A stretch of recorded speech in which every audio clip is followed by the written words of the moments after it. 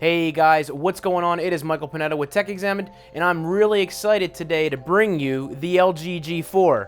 Yes, it seems like there's a lot of these going around, and I want to thank LG for sending this out. So let's get started after the break.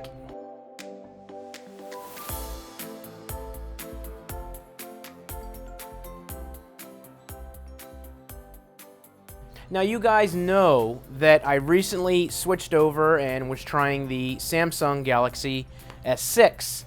Now LG was nice enough to reach out to many of us and asked us if we wanted to try out the international version of the LG G4, and I did try out the G3 and I thought it was a really nice looking phone, and it was just something that my time, it wasn't something that I was looking for. I was extremely happy with the iPhone branding and everything that it brought to it.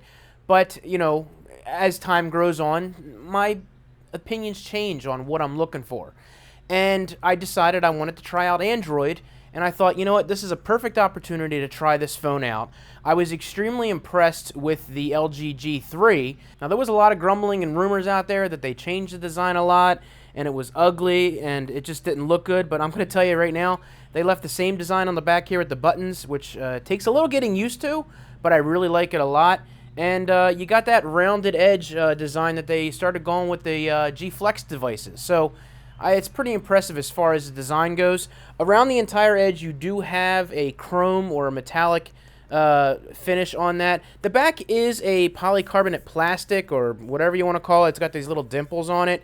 And holding it in the hand is absolutely awesome. I really like not having any buttons on the sides, and you don't feel like you're bumping anything. And that's just, it's a preference, pure preference when it comes to that. And like I said, it does take some getting used to with the buttons on the back. So with the front of this, you're sporting a 5.5-inch display, IPS LCD, 2560 by 1440, 538 ppi. So what does that all mean? It means a pretty darn clean, sharp, and a very good colored screen that they have set up.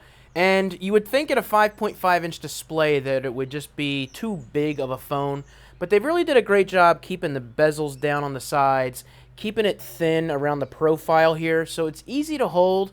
And with the bend or the shaping of the back of the phone, a lot like the G Flex phones, not much as a curve on the front, it really feels good in the hand. I don't think it's any problems. With the buttons being on the back, it's a very natural fit just to have your phone on the back here with no issues to that.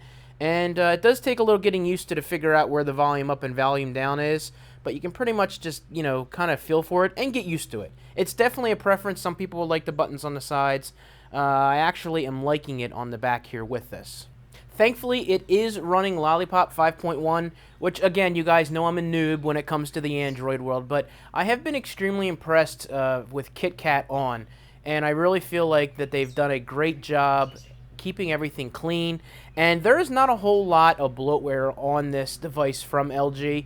I even am impressed with the Galaxy S6 version of Lollipop for them, even with their skin on it. But LG does a great job. There are only a few things on here, a la LG, and I'm pretty impressed with it. It's very snappy, not an issue at all. It is running with a Snapdragon 808 processor, and I'm not much of a spec guy when it comes to Android phones, knowing a whole lot about it. I just know that there's the A10 processor that they talk about being better. Why didn't they go with that? And there are a lot of much more knowledgeable people out there talking about that the 808 has a good track record. It does what it needs to do, and it really all depends on the tweaking that the company does with the device itself. So those are some things that go along with, I guess, why LG decided to go with that. Maybe it's a little less expensive on that. They got a better deal, but I'm certainly not experiencing any kind of lag with this. So Again, I can't give it a thumbs down or a thumbs up, stating that I know more about, the Snapdragon processors than the previous generations. For all you spec people out there, I'll give you a quick rundown what I've read, what this phone has. The CPU is a 144 gigahertz quad core, and the GPU is an Adreno 518 processor. So again, all I know is that with what they put in here, it runs well. It's got 3 gig of memory, 32 gig of space on this, so you can store your pictures.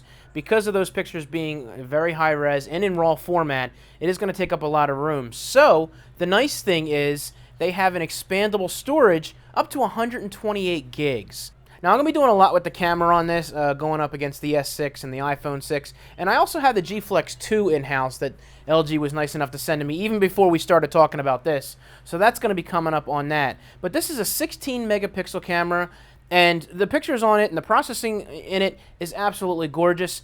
I'm extremely excited to try this out against the Samsung, which I'm very happy with. I've always been happy with the iPhone. So I think this does a great job, and this may even beat those guys out in some aspects, depending on what you're looking for.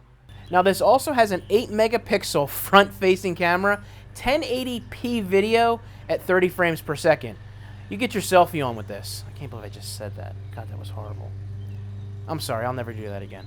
Now, this does have a 3,000 milliamp battery, which is removable, so people will be extremely happy about that. You can pick up an extra battery or two, and you can just pop it and go. But I do have to try this phone out as my main driver to see how that battery is going to work out with all the apps on it. I hope it's better than the S6, because when I use the S6 heavily, it doesn't last a day. So we'll see how this works out, and I'll get back to you guys on that as the time goes by. So that about does it for me, guys. If you enjoyed this video, please be sure to hit that thumbs up button. Comment down below what you think of the phone from what you've seen so far, and if you happen to have one, let me know what your favorite feature is if you're one of the lucky people out there that is being able to try this out for LG. And as always, to get my next video, please be sure to hit that subscribe button, and you can catch anything that we got coming up.